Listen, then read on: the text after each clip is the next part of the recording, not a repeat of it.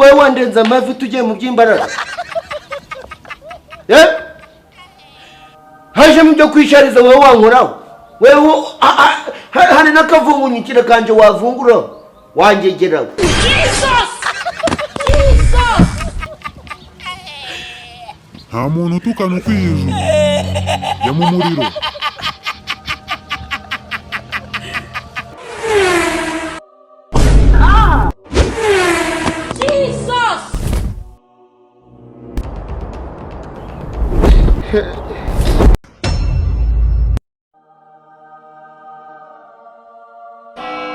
urakaza neza mu rubanza. Ay mama we kipepe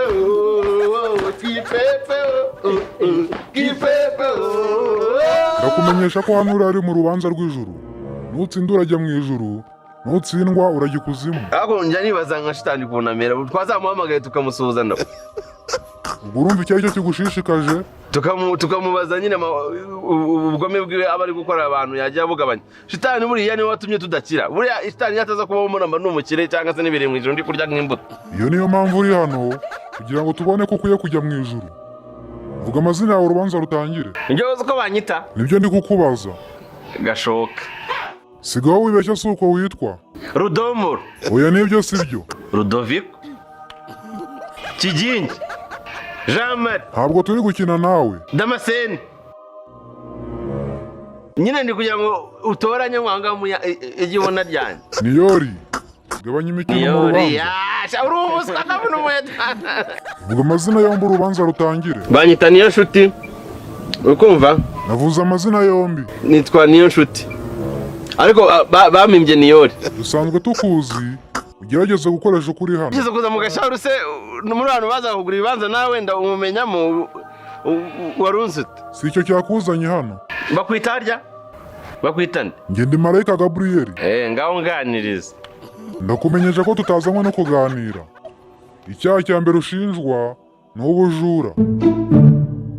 Ko ntacyo ubivugaho? Simbizi. Ese wowe ni iki wakoze ubona cyaguhesha ijuru? Ndi umukozi ndakora ndavoma ngateka ibintu byose nkabishira ku murongo. Urashaka kuvuga iki kindi? Oya ibyo nta juru byaguhesha.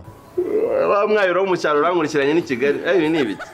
Birasa nkaho kuba uri hano bitagushishikaje na gato. Inasi sinamenya ngo mbona mbahanga ukabona mu kanya gato naho ngiye kujya naho ngomba kuba ndiyo nakongera kuva aho ngaho nkanya handi ngiye ngasanga naho nahaba hakambera. Mbese urebye ahantu hose hambera. Wakabaye ushyize umutima ku kubona ijuru. Hasi iwacu ni wacu si iwacu. Naho nzaba ndi si iwacu. Naho handi nzikora kuzajya si iwacu. Iwacu rero uzari hehe?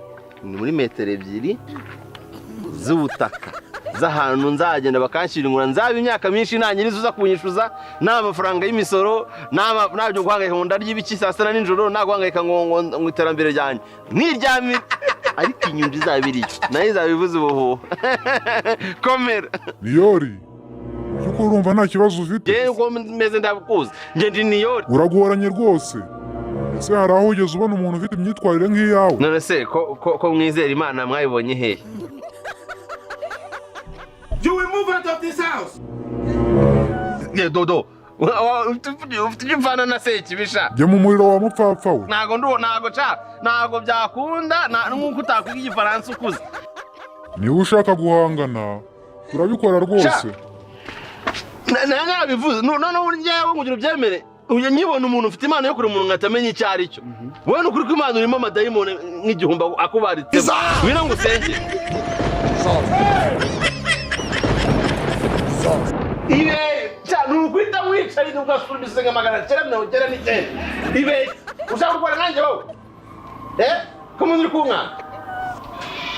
Cyena kubitaga abagabo bose bo mu gasharo abantu baje kuvoma nk'abo kubitaga barangiza. Icyareka turwane sha. Ubwo uzanye inama nayibonye. Kanze turwane. Kigamijwe so guhangana nawe. Ko tubikoze ntiwatunesha. Ndabyumva. Hanyuma ubwo gahunda kurwana turayisubitse. Nta mwanya w'ibyo dufite. Nanjye kujya muri mood yo kurwana ubwo bisubira utanamenyesheje. Kandi twabona ko dufashe mu nzira yo kurwana ntabwo waruje nanjye ukukubita shawe. Aho ngaho rwose warengereye cyane. Maze kurengera sibyo? Hano dukubita cyane iyo nikizongera. urabona gucangana buno uzanye imizozo wa ingumi yanjye nagukubita ingumi ni mu bitaro hafi kwa ndenda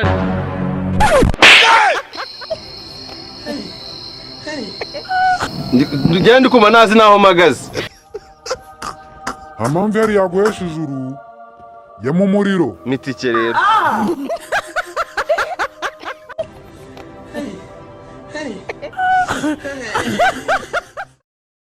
hari wabifuza kumva babona nguwe neza bakababara ariko ibyo byose Mana biri mu maboko yawe mwami Mana mwami nakwituri ngo unajane kesa esasihe bujuti na ihe byasazihe ngo cyane shayiti kwiki ngo najane kesa ehesasihe bujuti ne hihe byashasihe jane kaisi byareka mujupe sanam cyane raga kirimarima gusa kareka nuko gute ungeze uwo muntu kandi ndi niyori ndagaswira ariko ufite iki kibazo simbizi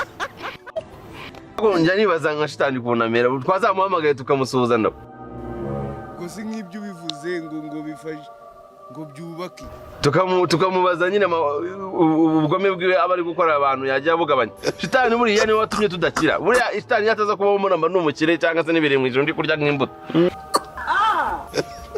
bakwita harya bakwita nde nje ndi nsabi njye uzi ko banyita gashoka ariko umuntu uri kumenya uramuzi maze kurengera sibyo hano dukubita cyane iyo ntikizongere ariko ko mfataga nkaho wagira ngo nta bwenge ngira urabona gucangana buno uzanye imizozo wa ingumi yanjye ibyo bintu uri kuvuga urukumva birahurira nagukubita ingumi ni mu bitaro hafi umva boro nagukoma dodo ufite imvana na sekibisha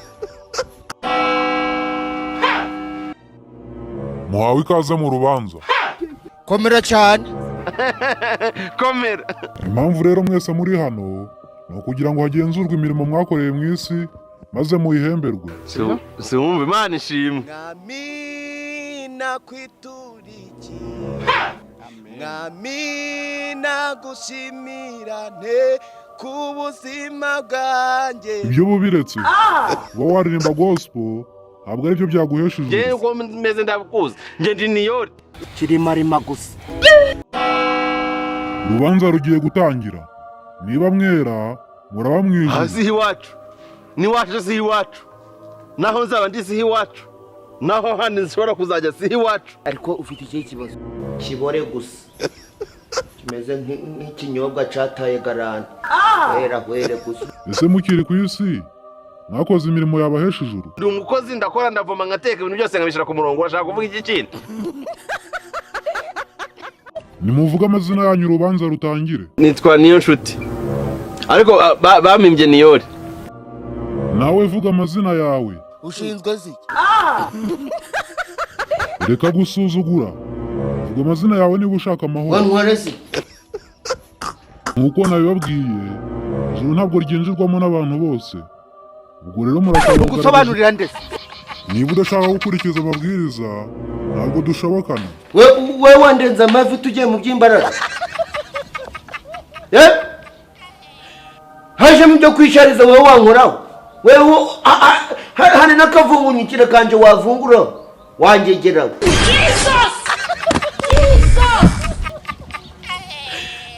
nta muntu utukana ukwiye ijuru ya mu muriro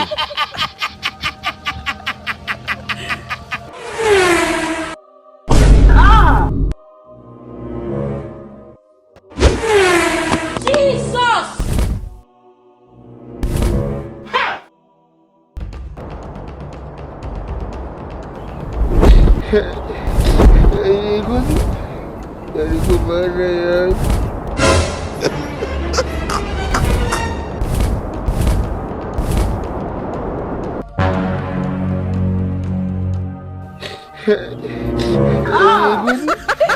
Dari kemana ya?